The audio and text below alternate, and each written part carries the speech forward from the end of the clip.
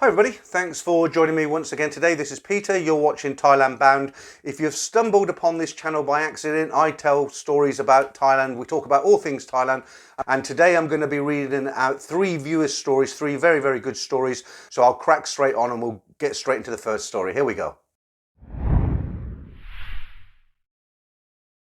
สวัสดีค่ะ My name is Tim. I live in the United States. I have never been married, but I have had a great life and I'm pretty well known as a successful attorney where I live. When I was 43, I was living a wonderful life. I'm 6.5 foot tall, that's about 1.93 meters. And at the time, I went to the gym 5 or 6 days a week. I was 109 kg, but I was healthy and fit and really looked younger than my age, although I guess a lot of people think this way. I met a Filipino girl living in the United States and she was absolutely beautiful and sweet. We dated for 2 years and we travelled to meet her family in the Philippines a couple of times a year. These were my first times in Asia, and as you can imagine, I was really intoxicated by Asia as we travelled together. I admit I took a lot of notice of all the beautiful women we passed in the Philippines, Thailand and Vietnam and other places we went together. We had fun, passion and adventure and more than a few foggy mornings with hangovers. I was in love 100% faithful, but really liked that Asian women took notice of me. Even when I was holding my girlfriend's hand, I know part of it was my ego getting stroked. That is one part of travelling to Asia that you cannot explain to some people back home. They focus only on the beer, bars and the girls and ignore a lot of the culture. The warm and real smiles, the curiosities and sometimes childlike curiosity, the willingness to welcome strangers as if they are old friends. But yours is not a channel about the Philippines and the Filipinos, so now on to Thailand. Eventually my relationship ended and I was pretty depressed for 3 to 4 months. I love her, but I knew it was not meant to be. The end of the relationship was not easy. I was still working out and I was working hard, but at night I would just watch TV until I slept. I felt like life on reruns. Every day was the same as before. I just sank into a routine. It was kind of like the movie Groundhog Day. I decided that I needed to snap myself out of this situation, so I planned another vacation to Asia since I loved my short visits to Bangkok, Pattaya and Phuket. I decided to return to Thailand. The beautiful women, the amazing food, the beaches, and then in 2015, quite cheap prices made it a great choice. The only problem was none of my friends would be able to travel with me. I decided to take a chance and I booked my trip alone. I'd stayed in touch with some girls I had met as friends when I travelled to Thailand before. Most of the girls that were friends were now in relationships, but they all welcomed me and offered to show me around. In true Thai fashion, some offered to let me stay in the family home and they would treat me as an honest guest. The offers were so sweet and loving and it really made me excited. I packed a small bag with necessities and brought about $2,000 for my 10-day stay. I had already paid all my travel and hotel, so the $2,000 was just for food and fun and anything extra. I arrived in Bangkok about 11 p.m. after changing aircraft in Seoul, South Korea. I was a little worse for wear since as I had decided against business class and opted for economy instead, giving me more money to spend in Thailand. Being a big man in a little seat for 17 hours from Newark, New Jersey to Seoul, South Korea was not a good choice.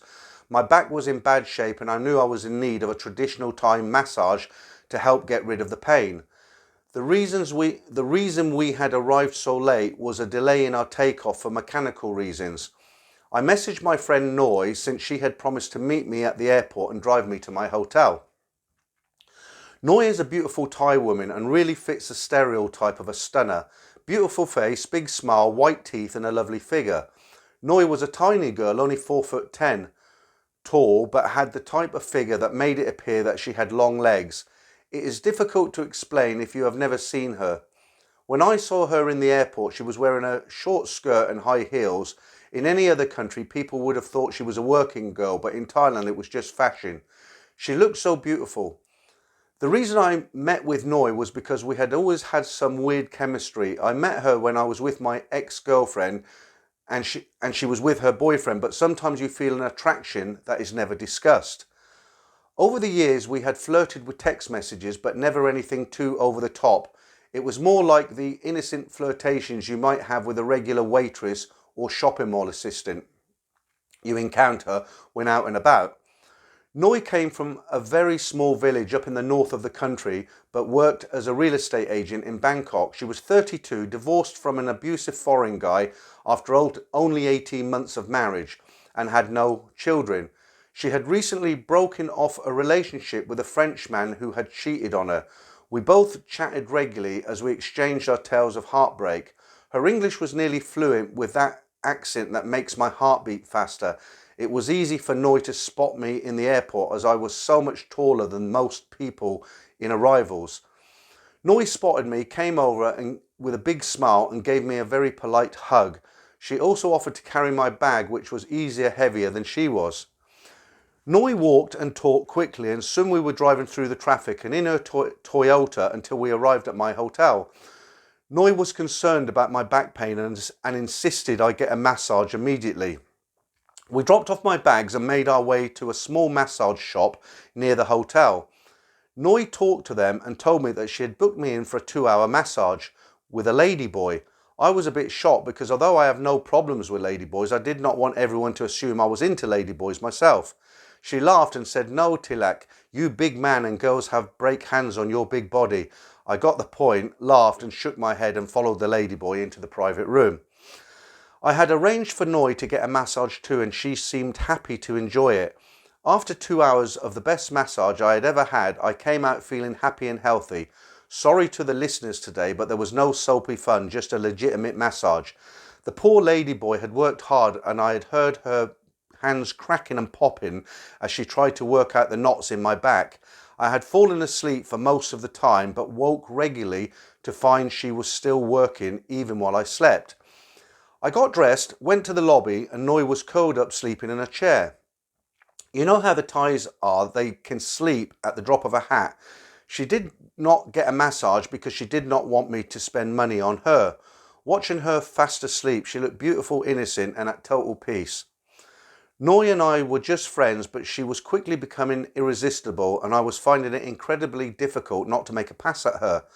After we left the massage shop, we got something to eat, a small street restaurant, noodles with shrimps and chilies. This was the Thailand I had dreamed of back home. After eating, we then went to a bar next to the hotel and I had a couple of beers, but I was soon overcome with a need to sleep. Noi walked me to my room and got me settled, then she left to go home. I was hoping for a kiss or to have her stay the night, but as we were just friends, I did not want to risk souring the relationship on the first night. I slept like a baby for 8 hours straight and woke up just before noon to the buzzing of my phone. Noi had been texting and calling me for about an hour. She had been waiting in the lobby patiently. I hurried to shower and shave and ran to meet her. She looked beautiful in a Thai-style dress and high heels. Her smile was so big when she seen me. We then went out to get lunch and Noi walked. She talked very fast and I just smiled and listened. I love the way Thai women can speak in a way that sounds like a machine gun fire. While we waited for the food to arrive, she reached across the table and grabbed my hand. She said, "Tilak, you are too polite. Why you not ask me to stay last night?" I explained that since we were friends, that I did not want to risk offending her and losing her as a friend. She laughed and said, "You too polite guy. I offer meet you and show you around. I wear high heels because I small so you can kiss me." We both laughed and enjoyed the meal. I spent the next 9 days travelling with Noi, laughing, eating and drinking, watching her dance with her friends, while at the same time having the time of my life just hanging out with her. I did not contact or try to meet anyone else as I was in love with Noi, and she said she loved me too. She took time off work and never asked me for any money or complained about her loss of income. We talked about how to make a long distance relationship work, but since we had both had them before, we knew they cannot work even if you want them to. Noi took me to Pattaya and we had drinks and fun while she held my hand tight. She promised to protect me from the bar girls and the ladyboys, and I promised to protect her from rowdy drunken foreigners. We really acted like a married couple, holding hands, going to temples, meeting friends, taking photos. The memories are very vivid and I will never forget them. Noi and I were in a relationship for about a year before life pulled us apart. I returned to see her every 4 months, but with each visit, I felt she was slipping away. Sometimes you just feel it is not working, even though you both try your best. My work consumed me more and more of my time, and her family needed her more and more. It was a typical story of her providing for 8 family members, which included her sister's children after her sister abandoned them all. When I ended things, it was sad for both of us, but we remained on good terms. We would message holiday and birthday greetings, but nothing more than that. I knew I would never move on if I stayed in close contact with Noi. I look back on my time with Noi with fondness and imagine what could have been. And that was all there was to the story until November 2019. I got an email from Noi asking how I was. I did not reply as I had seen her on social media pages and she was dating another foreigner. Noi started to text me in the app line and sent text to my phone. We started talking again quite regularly. I found out that her boyfriend was French but had deceived her. She had found out he was married to a Filipino lady and had 4 children with her. Noi and I did not have the connection or passion that we had had before. It was similar to reconnecting with someone you dated at high school when you bump into them later in life and are both polite to each other. Eventually, the current situation hit hard in Thailand in March 2020, and as we talked, for the first time, she asked me for help. Since she was always so honest and generous, in brackets, she often paid for our meals in Thailand and never asked me to pay for the gas she consumed while driving me around. I sent her $1,000. Not a lot of money, and she explained that as a real estate agent, things were really bad. She promised to repay the money as soon as she got a commission on a deal she had closed. Well, thanks to the present situation, the deal was put on hold and she never repaid the money. Even though it has been more than a year, I do not think that this was a scam because she stayed in touch and let me know what was going on. She also never asked for any money. Would I send the money again if I could go back in time? Yes. Am I foolish? Maybe. But I have seen the best of Noi and I will always love her in a special way. Once all the restrictions are gone, I intend to travel to Thailand again. Maybe Noi will meet me and our story will have a second chapter, but if nothing materializes, that is okay too. So I've got a little bit of an update on that story, guys. As you know, I prepare my stories earlier in the week to have them ready to go out on a Saturday morning so that they're a regular feature. You don't miss out on them.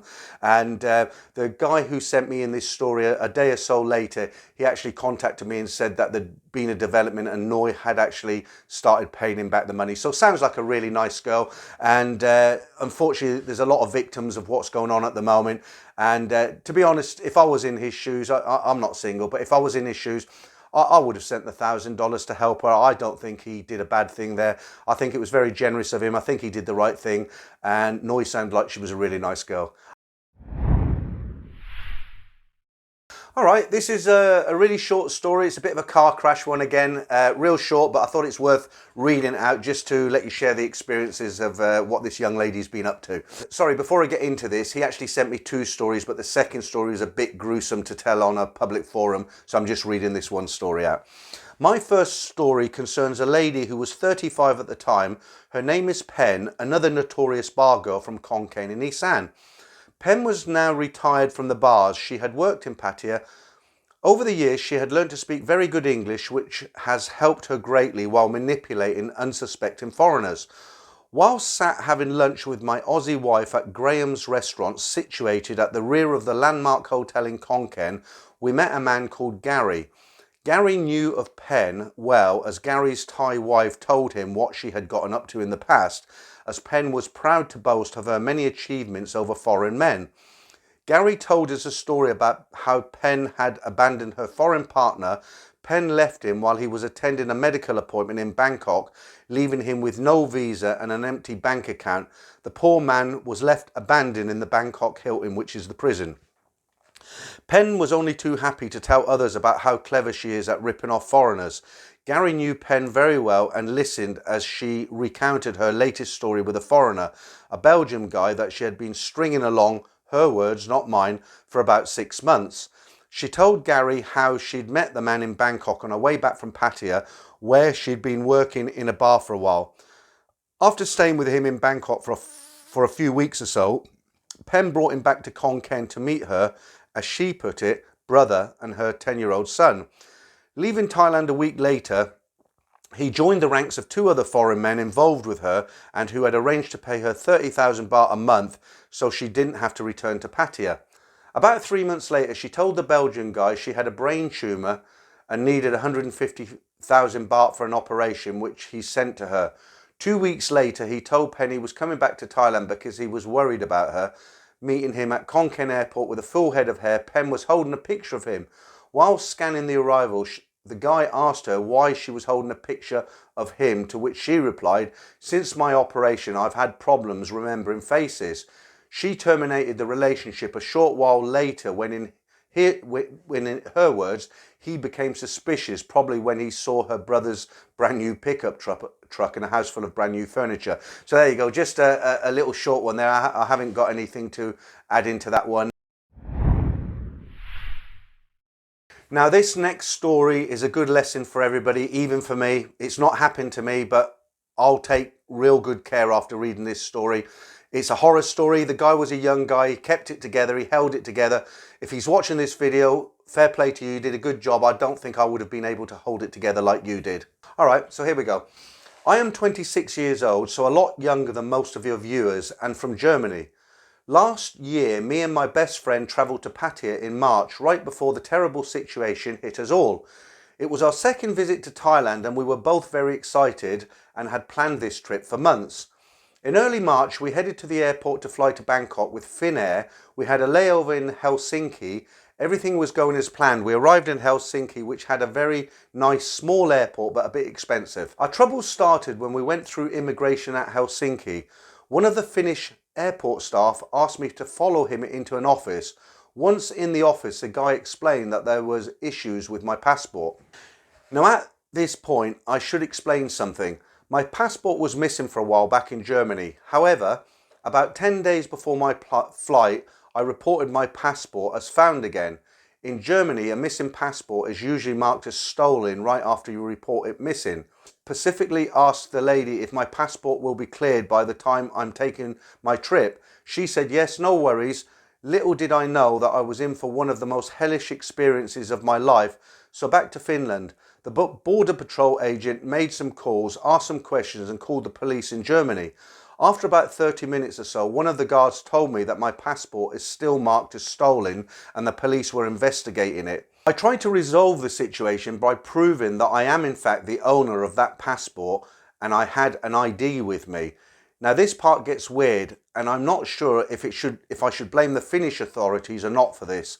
After about 15 minutes they cleared me for travel since I am allowed to cross Finland to my connecting flight with my ID card being part of the Schengen zone.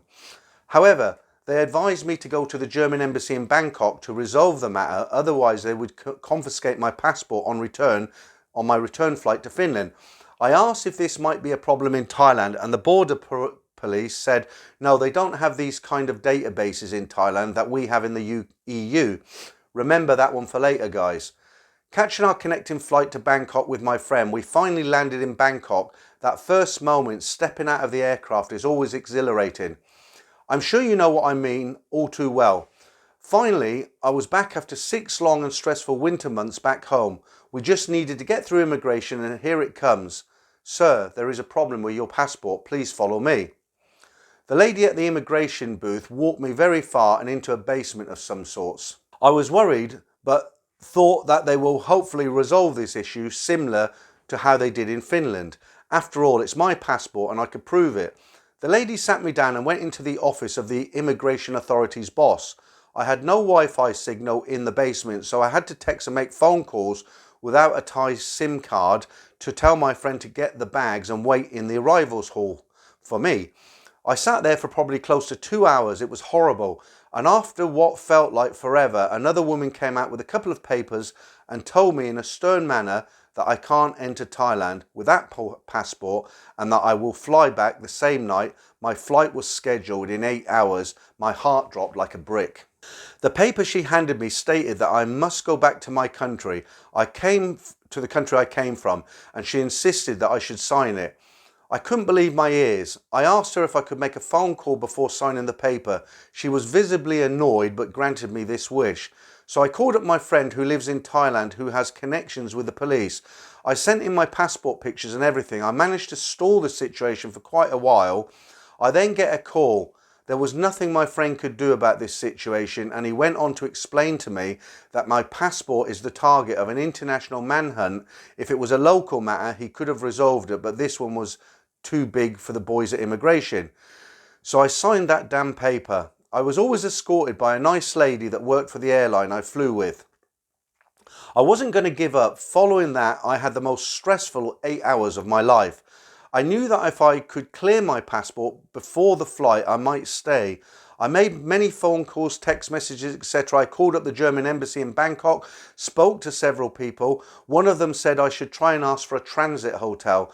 This is basically a hotel that you can stay in for a short period without actually entering the country. I had made calls already back at the government offices in Germany to get my passport cleared, and they assured me that it is done but might take a day or so.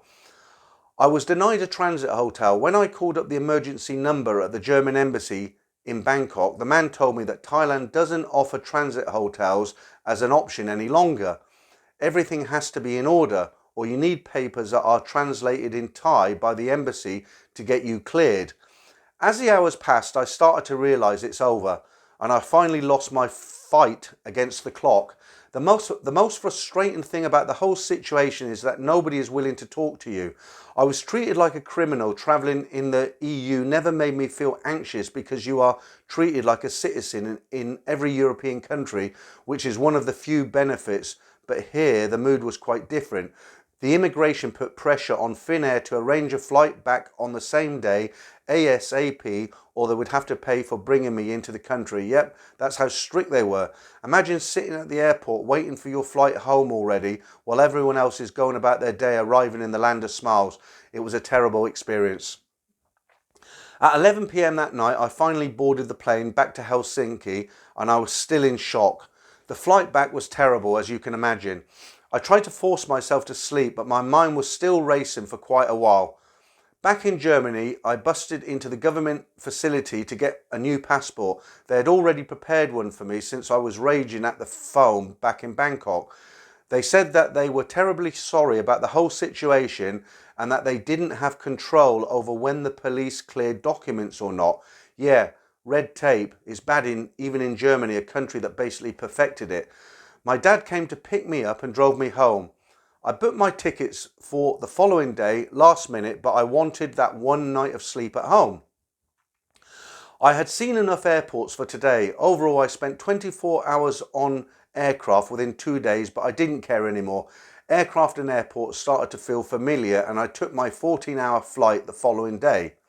When I finally passed through the immigration in Bangkok and I got my SIM card and some cash from the ATM, it finally hit me. Yes, I'm in Thailand.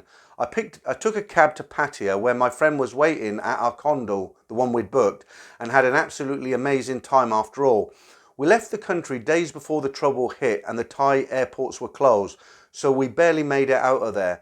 I love the country, and I already know, despite this problem I had, that I will return for decades to come in the future. This horror story should be a lesson to everyone. Thailand isn't messing around with this stuff. People assume that they're a third world country, like the Finnair police told me they wouldn't have any databases or any information on me. The man from the emergency hotline at the embassy was very helpful and knew the Thais very well. He said people need to be aware that Thailand has some strict rules in place as of late and won't tolerate you for longer than 12 hours at the airport. They have all the databases now too that we in the West have.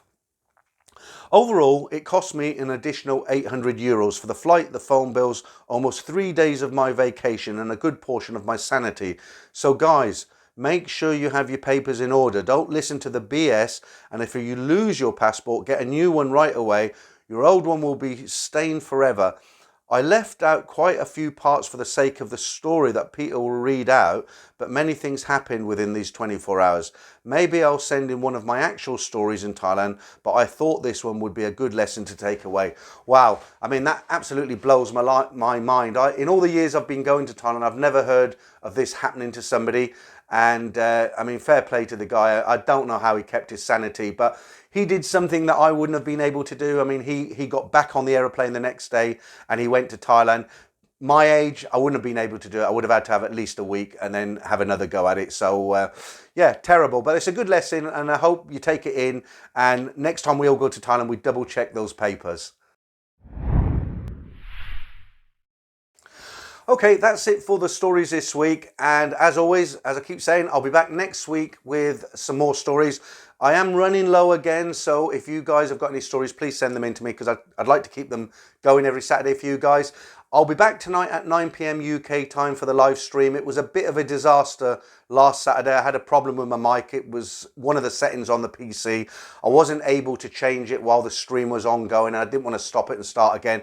So if you go back and look at that, it was terrible. The sound was awful and it just put me out. I couldn't really concentrate on what I was doing and I don't think people were really into it. But the other ones before that were great. I'm hoping I've solved this problem now. So if you've got nothing better to do tonight, why not join us in the live stream at 9 UK time tonight and you can join in the discussions and you know, start a conversation with whatever you want to talk about.